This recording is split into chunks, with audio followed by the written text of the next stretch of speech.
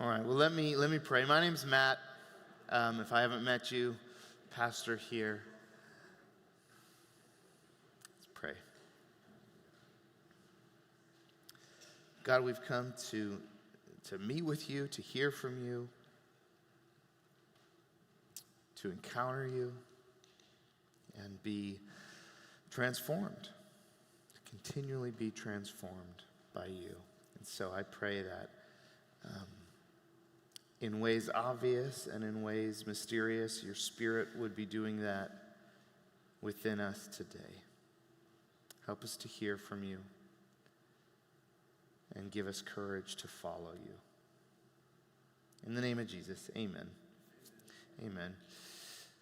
Well, you might know this, but if you're Jewish and following kosher, you can't eat a cheeseburger.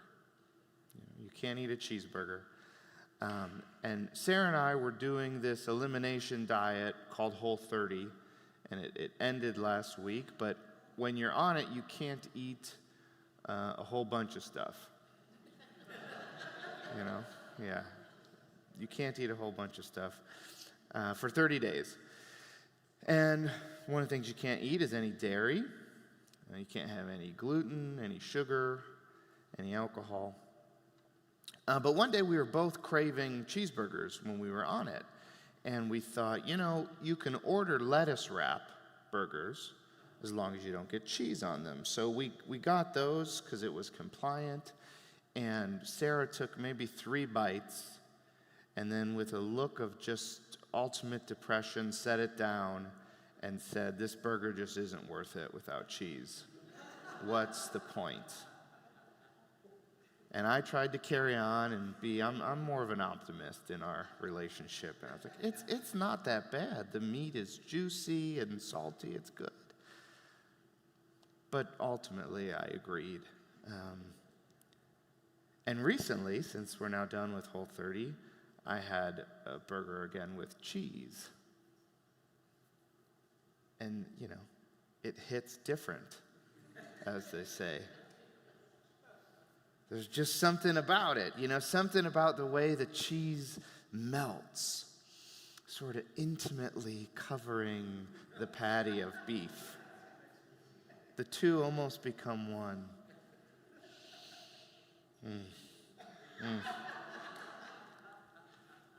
But the cheese offers a saltiness that isn't there without it, a funkiness, a creaminess to every bite. But if you're following Jewish kosher dietary laws, you can't eat a cheeseburger.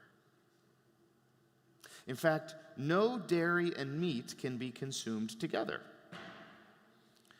Some say you need to wait 3 hours after you have dairy or meat to have the other. Some say 6 hours. If you go to kosher restaurants, delis, delicatessens, things like this, they have entirely separate sections for meat and dairy, entirely separate utensils and plates and dishwashers. One rabbi even said, if there's a speck of meat still stuck in your teeth and you consume the dairy, that's not good. And I'm not saying this to say anything harsh on kosher laws, but they're a no-go. Cheeseburgers are a no-go. And this, the same goes for shellfish. Same goes for pork. Same goes for wearing mixed fabrics. Same goes for flipping a light switch on the Sabbath. But what else is a no-go following that law? Adultery, stealing, dishonoring your parents, taking the Lord's name in vain, along with tripping the blind, conspiring to accuse someone falsely, withholding aid from the sojourner, physically abusing a slave, oppressing a foreigner, orphan, or a widow, prostituting one's daughter. All of those are no-goes. And when you read the Hebrew Scriptures as a modern person, you will inevitably end up asking, what of this applies today? It seems like there's universal morals mixed in with some very particular laws. particular commands, and it's not always black and white or obvious which is which. And it's not just Christians who ask this. Modern Jews ask this as well. In fact, no modern Jews today practice animal sacrifice. Right? They don't practice any of the laws that have to do with the temple, which were a lot of laws. And they don't practice those because there is no temple anymore. In 70 AD, it was destroyed. And there's been a few unsuccessful attempts to rebuild it. So how much of this applies today? And if you happen to be a follower of Jesus, it adds a whole nother layer to it. And that's essentially the question that was written in. So we're in this sermon series called Questions Welcome. We took questions from the congregation, and one of them was this one that you see on the screen. How does one pick and choose what obscure Old Testament rules and guidelines to follow and which ones not to? And it's a good question. It's a great question. Here's a couple ways that some really thoughtful people have tried to solve this. The first, some say that what you got to do is divide these up into three categories. Three categories of Old Testament laws: ceremonial, civil, and moral. Ceremonial has to do with all the ceremonial things in the Old Testament: the feast days, the temple sacrifices, all the different rituals. And some scholars will say, well, Christ has fulfilled those aspects, so we don't have to follow those. So you can just cross the ceremonial ones off. Don't bother with them. Next, you have civil. Civil, of course, has to do with life in the kingdom of Israel, how society functions and runs, laws about, farming, laws about economics, laws about land inheritances, laws about war, right? Things like this. How is a civil society functions? We don't have to follow those because we're not living in the kingdom of Israel. Okay, boom, you've already crossed off those two. And then the third category is moral. This has to do with the moral law of God, anything that seems to be speaking to morality, especially in the Ten Commandments. Those we do have to follow. Okay, so that's one framework, because God never changes, so the moral laws live on. I think that one's fine, that framework. It's not evil. But I don't particularly find it that helpful. The reason is because none of the New Testament authors employ this framework. None of them say there's different kinds of laws. Moses himself, or whoever's writing in the Torah, never says, here's these different categories of laws. It's a framework that has come upon the text after it. Again, that's not evil, but it's only so helpful. The other one that often gets used is simply this: if the New Testament writers restate the law, it still applies. If they don't, it doesn't. And that's okay too, except that there's certain things that don't ever get restated that we would still say that's a pretty good law we should follow. Scanning for children, like the bestiality laws, that never gets mentioned again in the New Testament, but probably good still to follow it. But the problem I have with these two frameworks is that we lose the deep wisdom of the Old Testament if we try to chop it up in ways that the New Testament authors never said to chop it up. So instead of saying this part applies, this part doesn't apply, I think the more faithful way is to say that all of it applies and none of it applies. Or maybe to say that all of it applies, just not how you think. The law is like a package. It's a package deal. And as 21st century Christians, you aren't bound to any of it. Paul says in Galatians 5, at the beginning of the chapter, he says this: "For freedom, Christ has set us free. Stand firm, therefore, and do not submit again to a yoke of slavery." Listen, I, Paul, am telling you that. If you let yourselves be circumcised, a major part of the law, Christ will be of no benefit to you. Once again, I testify to every man who lets himself be circumcised that he is obliged to obey the entire law. It's a package deal. There aren't some categories that apply and some that don't. The New Testament authors treat the law as a united covenant. They call it the Old Covenant. So my take on the law is this: we're no longer bound to it, but it would be foolish to ignore the deep wisdom within it. We're no longer bound to it, but it would be foolish to ignore the deep wisdom within it. The law of Moses was given to a particular people living in a particular time, in a particular place, in a particular covenant with God. It was given to an Iron Age agrarian community in the ancient Near East. It was not given to you or I. Yet, early on in Jesus' most famous teaching, the Sermon on the Mount, he says this in Matthew 5, verse 17. "Do not think that I have come to abolish the law or the prophets. I've not come to abolish them, but to fulfill them. For truly I tell you, until heaven and earth disappear, not the smallest letter, not the least stroke of a pen will by any means disappear from the law until everything is accomplished. Therefore, anyone who sets aside one of the least of these commands and teaches others accordingly will be called least in the kingdom of heaven.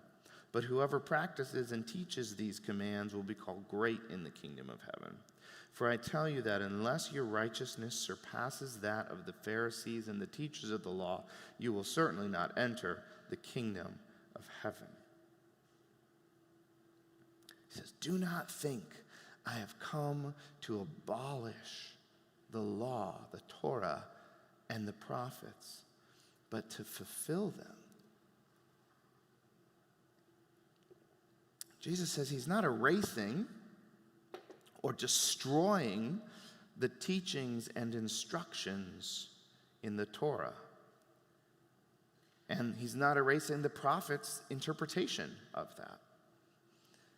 But rather, he has come to fill up this teaching, to complete it, to flesh it out, and interpret it properly, to fulfill it.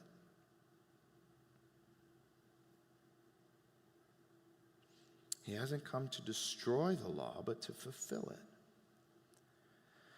By ignoring any of the law, we're forfeiting deep divine wisdom for how to live as a community of God.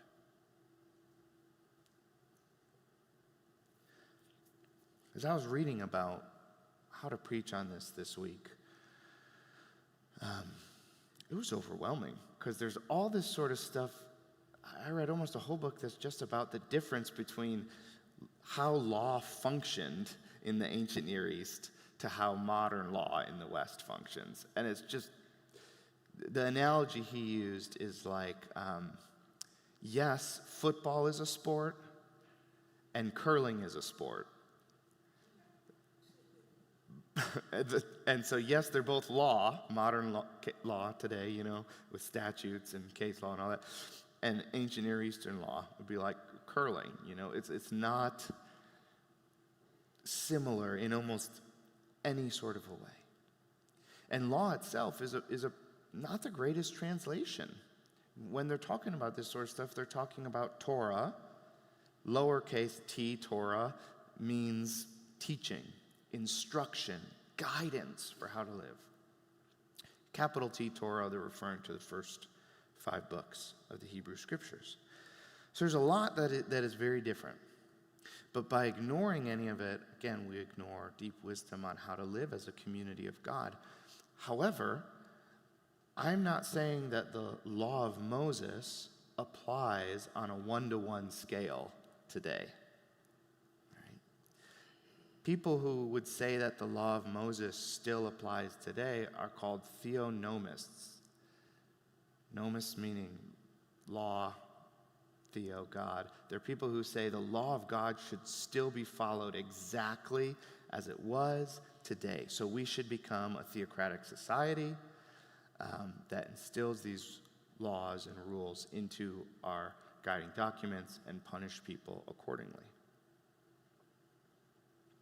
Okay, so I don't think it correlates like that, 1-to-1.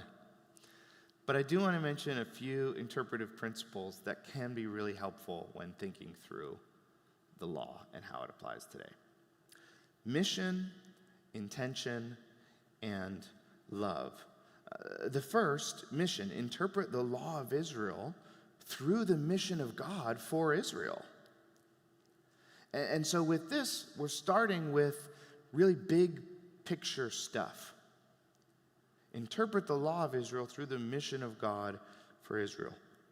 In other words, why did God give the law in the first place? What was God's point with Israel, with creating this people? What's the purpose? What's the telos, the end goal? And in Genesis 12, we hear God telling Abraham why this all is happening. And it's essentially to show what God is like and bless the whole world through this particular people. And so the law was to guide them to become the kind of society, the kind of community, the kind of people that would display the goodness, truth, and beauty of God. Israel was to live a certain way so that others beyond them would be blessed. And so one of the reasons that the Christian tradition has preserved these writings is so we understand the narrative that Jesus is stepping into. If Jesus is fulfilling anything about Israel, we need to understand what the point of Israel was in the first place. The Old Testament law wasn't given to the whole world. It was given to a specific group of people in a specific time. We have it today to show us what their life was like under God's teaching and how it affected every aspect of their lives, individually and corporately. There was a reason behind the teaching and instruction. Israel was to be distinct, set apart from the other nations. But we always have to remember why. The point of Israel being distinct and set apart wasn't so Israel could be distinct and set apart. Right? That's not the end goal. They were supposed to be distinct and set apart so that they could actually be a blessing to the rest of the world. The way Old Testament law functions, like I said, is very different from modern day law. Israel didn't have like a reference book with different laws to apply in different situations that had a topical index that they could look up. Okay, this thing happened, let me flip through. This says laws about this category. What Israel had was a story. They had a story about who they were, and within that, there were guidance, commands, instructions. There was law within that, but it wasn't like, oh, here's just a list of laws. We either follow it or don't. Law was always part of understanding who they were as people. Let's go back to cheeseburgers for a moment, because I'm hungry again. But remember, dairy and meat can't be mixed in kosher food. And this is an interesting one to me, because if you were to scan the scriptures, and look for a law that says dairy and meat can't be mixed, you wouldn't find one. You wouldn't find one.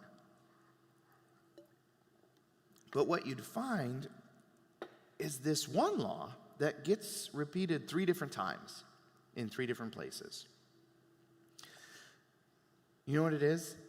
It's this law that says, do not boil a baby goat in its mother's milk.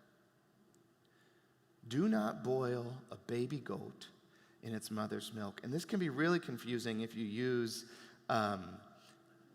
the other phrase for what a baby goat is, a kid. Because you read it says, don't boil a kid in its mother's milk. And you're like, well, yeah, of course not. But it means baby goat. Anyways, why? Why not? Have you ever had certain meat poached in milk? Like a chicken breast poached. It's quite delicious. But we say, why not? And that's a question that the rabbis were asking as well. It seems obscure, yet it gets mentioned 3 times. Don't boil a baby goat in its mother's milk.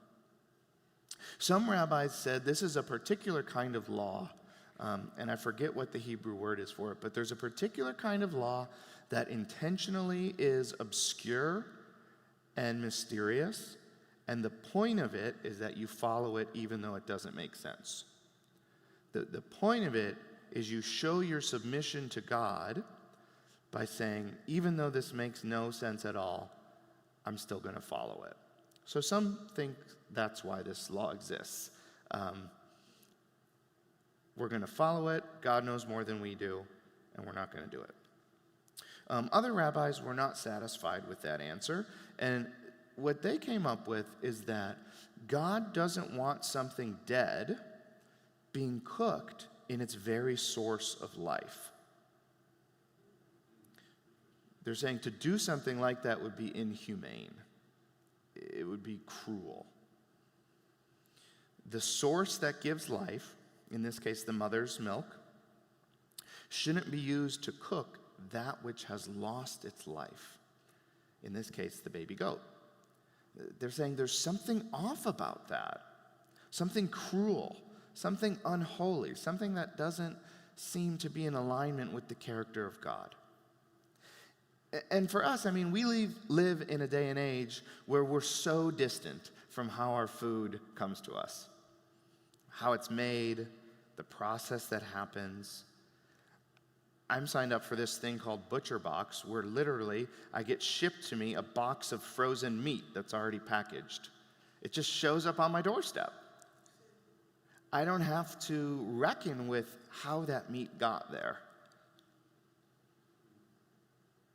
But living in an Iron Age agrarian society, that would not have been the case.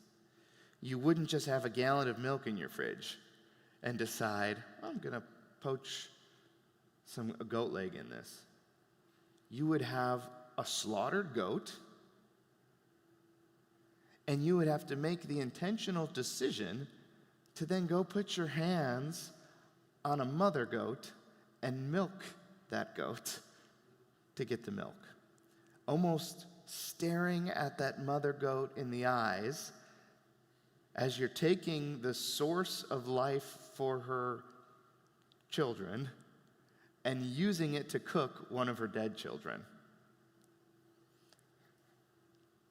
That feels pretty cruel.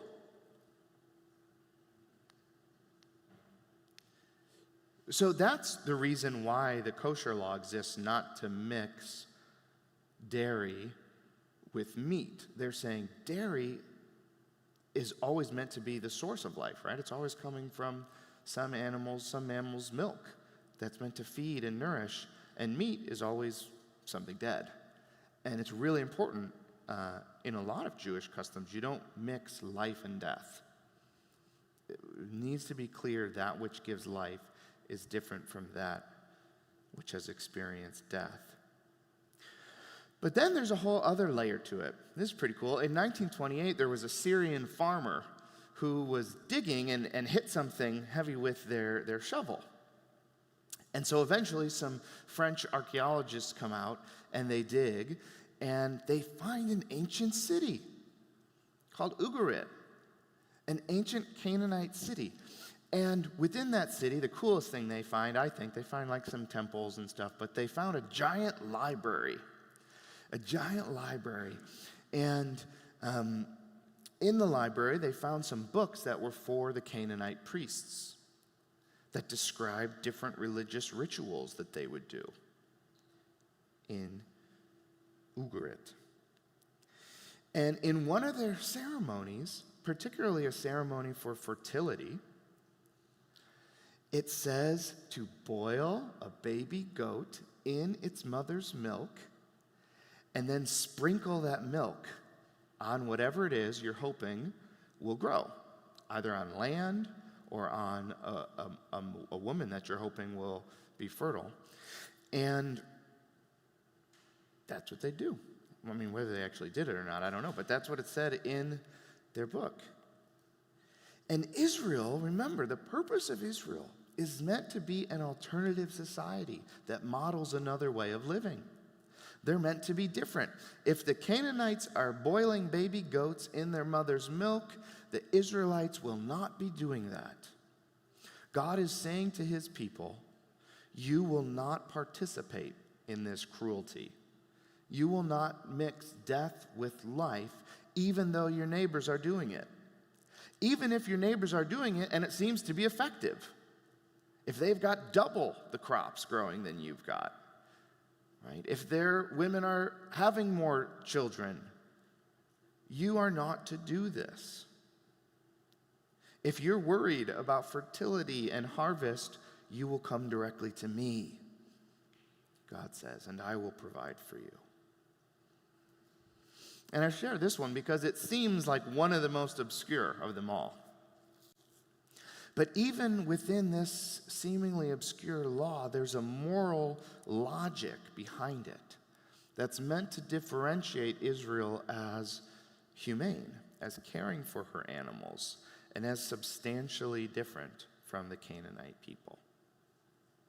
So when you're reading Old Testament law, ask yourself, how does this interact with the mission of God for the Israelites, the mission of God to create a distinct people who will bless the world? Drew Johnson, this is one of the books I read some of, a guy named Drew Johnson, his name's spelled D-R-U, that kind of Drew. He says this, within the biblical laws, one prominent goal is for Israel to become a community that breathes and produces justice and righteousness for the sake of all the families of the earth. It's Genesis 12:3 talks about that. And then he mentions these stories. He says, where Sodom's community-wide violence had become normal in some places, Israel's justice would be the antidote. And then he says, this is what makes the episode with the Benjamites reenacting Sodom so darn depressing. So you can read Genesis 19 about Sodom, and then you can read Judges 19 about the Benjamites, an Israelite tribe, essentially doing the same thing. So Israel's meant to be this distinct community, but over and over again they fail to do so. He says, where the exploitative practices of idol worship had trapped folks in poverty, sex slavery, and worse, Israel's righteousness was meant to buffet any such practices within her porous boundaries. This is what makes the whole book of Kings so darn depressing. So he's saying they're always meant to be this alternative society, which that means when you actually read these stories and you see that they're not most of the time, your heart is meant to sink. It's not just, oh, I guess that's just human nature.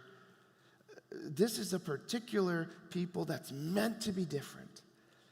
And over again, they're not.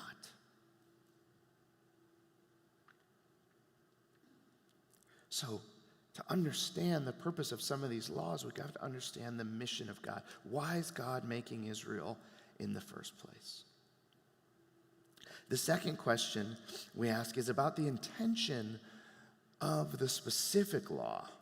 So when you're interpreting a law, try to understand its intent and the wisdom within its historical context. So sometimes we read these old laws and they sound insane. They sound unjust. But when we understand the way society was functioning, we can begin to pick up on the kernel of justice there. How it was meant to care for the vulnerable person within that society. If you were to list out the laws, right, some say there's 613 of these different commandments. But if you were to do that, just take them out of their story, take them out of their context, make some list, and decide, I'm going to follow these. I'm going to follow every single one. A.J., I think Jacobs was his name, tried to do this, The Year of Living Biblically. It's a pretty wild book. But not only would you not be able to do it because some of them are just culturally impossible today, you wouldn't also be able to do it because some of them contradict each other. The reason is it's not written to be a list that you follow. Some of them develop on each other. Sometimes the people are understanding God more deeply and realizing, oh, the intent of this law, in order to fulfill it now, we have to do something a little bit differently. So like one example is sometimes it says, don't ever marry your sister-in-law. And then other times it says, if your brother dies, you must marry your sister-in-law. It's called Levirate marriage. And the idea behind it was to provide offspring, right? So if my brother died, I would be obligated to marry and try to impregnate my sister-in-law so that someone from our family line could hopefully be born honoring his name, honoring my brother's name. As well as taking in my brother's wife into my home because a woman wouldn't have had the means to provide for herself and for her family in that day and age. So the idea behind it was around who is the vulnerable party here and how do we care for this person and honor this dead man's legacy. There's also rules around slavery. Sometimes it says, after this long, this person has to go free. Other times it says, no, they never get to go free. Other times, about the same person, and it's in different books, and you have to read and look and see what's going on here, and is something developing? Is there a level of justice that's developing as the context changes? A really cool story is in Numbers 27, the beginning of the chapter. And this is right before the people are to inherit the promised land, right before they're to have the promised land. In Numbers 26, they do a census and they figure out all the men and they say, okay, these men from these different tribes will get these different portions of land, right? So they want to make sure every male over a certain age inherits some land. And at the beginning of Numbers 27, these 5 women show up to Moses, and they stand before Moses and the whole council, and they say, our dad died, and he never had a son. We're his only descendants. We should get some land. That wasn't what the law was. Moses says, you've kind of got a point. Let me go talk to God. So he goes and prays and talks to God. And they end up, when you follow the story much later in Joshua, they eventually get land. It's pretty amazing because of these young women's courage and insight into justice, and because they understood God's law wasn't so much about a law. It was about the intent behind the law, about justice and fairness in distribution of the land. They could go and advocate for themselves. Okay. One of the overarching themes we see in these laws is that they prioritize the weak and the vulnerable. and that the law is an attempt to create a just society that limits harm. If we had a lot of time, I'd go through some of these really obscure ones and show how is this prioritizing the vulnerable. I won't talk about one. There's a really interesting law, though, where it says if two men are wrestling or fighting, and the wives of one of them goes in and grabs the other guy's testicles, you need to chop off her hand. Anyways, another time, maybe next year if we do this questions welcome, you can say, what in God's name is going on there? But we don't have time to talk about it today. But it does prioritize the vulnerable, believe it or not. Okay. And so when we're looking at the laws, we need to ask, what is the overarching intent of this law? And are there alternative, better ways to fulfill that intent more fully today? Notice that language, fulfill that intent more fully. When the laws serve their purpose to protect the weak and the vulnerable, they are gifts to the world. They are gifts to the world. I think about the different ways we think about law today. Again, big chasm between the way ancient Near Eastern laws functioned and the way laws function today. But I think about how different communities think about the law. Like if you were just to say law, what do you think about? There are some communities who have only been on the negative end of the law. And so for them, the law is something that oppresses. It tries to keep the poor poor and the rich rich, tries to maintain the status quo. It's painful, it's oppressive, it's not a good thing. For others, the law is just a killjoy, right? Like maybe if you're a teenager or a college student and there's a curfew, the only purpose of that is to suck fun out of life. Laws are no good, right? It's just a party killer. For others, the law is just something that you need to skirt around, right? Like, it's kind of an inconvenience to my company that they want me to follow these environmental policies, but with a good enough lawyer and enough politicking, we can probably avoid it, right? So the law is an inconvenience, but ultimately it's not going to stop me.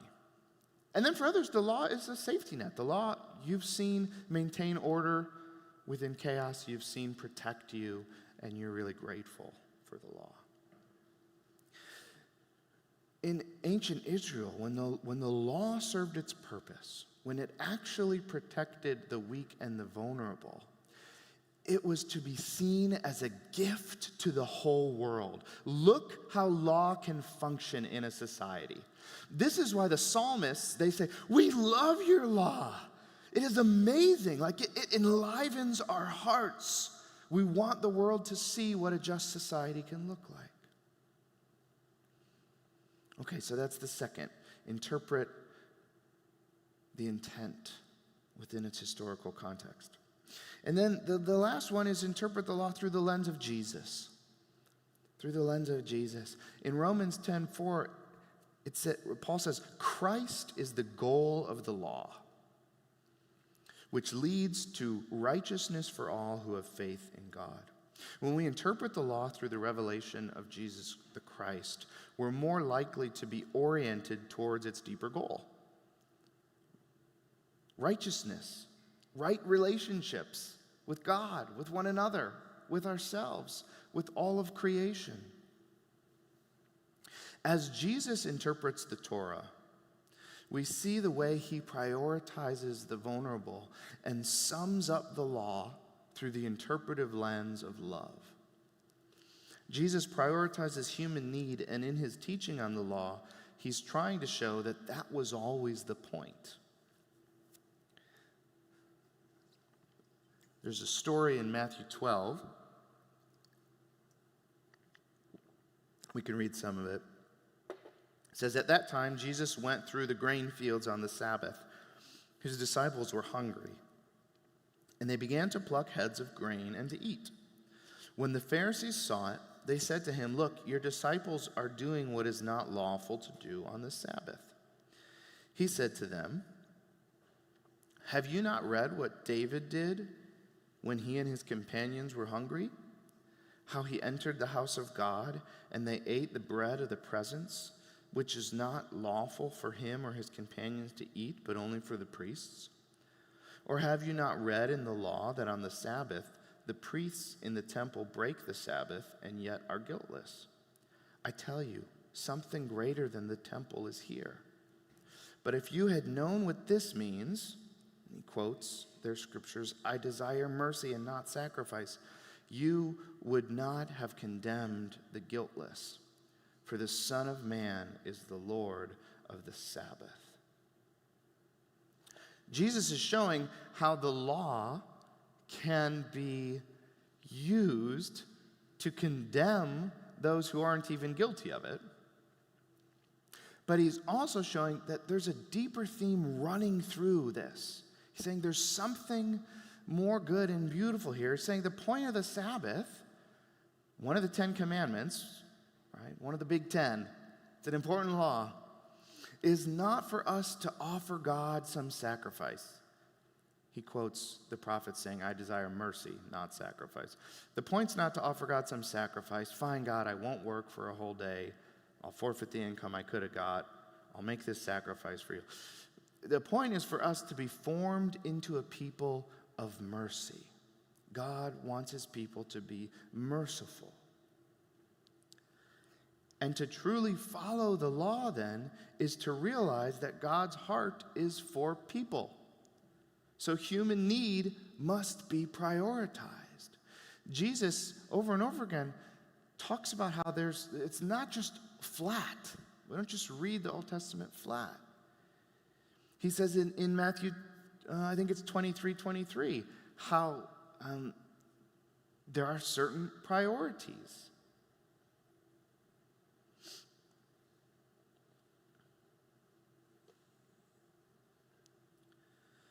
Jesus is saying it was actually good that David and his men ate the bread that was only for the priests. This was good that they did it, not bad. They were hungry and they needed food. He's saying it was good that his disciples were picking grain. They were hungry and they needed food. He's not saying the Sabbath doesn't matter. He doesn't say, forget about the Sabbath. That's stupid. That's for people who were, they didn't understand. He's not destroying it. He's not abolishing it. He's filling it in. He's showing the deeper and truer purpose of it. Luke 10:25-28, it says, a legal expert stood up to test Jesus. Teacher, he said, what must I do to gain eternal life? Jesus replied, what is written in the law? How do you interpret it? Remember we talked about asking questions and how Jesus' answer to a question is usually a question, especially when they're trying to trick him. What do you think? And he said, you must love the Lord your God with all your heart, with all your being, with all your strength, with all your mind, and love your neighbor as yourself. And Jesus said, you've answered correctly. Do this and you will live. And the story continues on, but he says, this is the right answer. Do this and you will live. This is what is written in the law. These are the kind of questions that Jesus gets asked over and over again. What is the intent and purpose behind the law? And so this is the work that Jesus does. He reinterprets the law in a way that doesn't contradict or eradicate it, but fulfills it more profoundly. He sums up the law into love of God and love of neighbor. Remember earlier we heard from Paul in Galatians 5 where he said, for freedom Christ has set us free. Stand firm, therefore, and do not submit again to a yoke of slavery.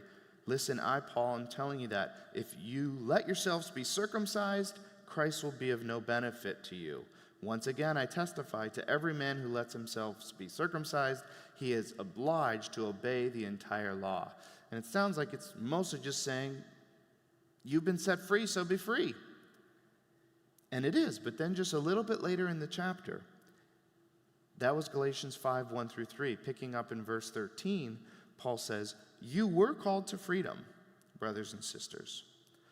Only don't let this freedom be an opportunity to indulge your selfish impulses, but serve each other through love. And then he says, all the law has been fulfilled in a single statement. Love your neighbor as yourselves. This becomes the interpretive key for the whole darn thing. So you need to understand the mission of what God's doing with a people group in the first place. You need to understand the intention of each one within its historical context. And you need to use the interpretive key of love. If it doesn't lead to love, you're reading it wrong. We are not bound to any of the law, but we are bound to the law of love, which, by the way, will often look like much of the Old Testament law. Because the God of the Old Testament, despite what you may have heard, was not a God of anger, not a God opposed to love, but a God of love. And we see that God more clearly in Jesus. Oftentimes, the law of love will look like the Old Testament law. Other times it will look like a fresh application of that law, because we need to bring the intent and purpose into our modern world. What we follow today, to answer the question, what of the Old Testament law do we have to follow? The law of love. Not mushy love, but self-giving, other-centered love. Love that Jesus epitomizes on the cross when he says, no one has greater love than to give up one's life for one's friends.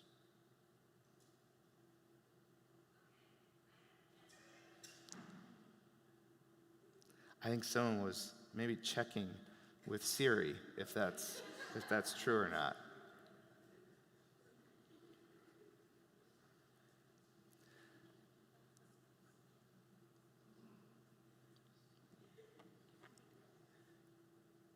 We come to the table every week. And at the table, Jesus is saying, this is what love looks like. He says, love looks like a life broken, open, and given away for others.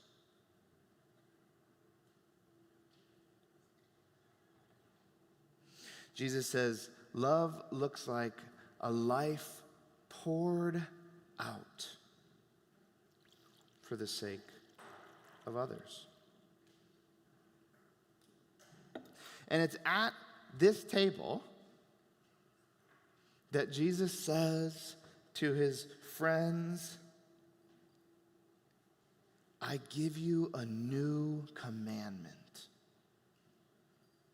a new law, that you love one another. Just as I have loved you, you also should love one another. By this, everyone will know that you are my disciples, if you have love for one another.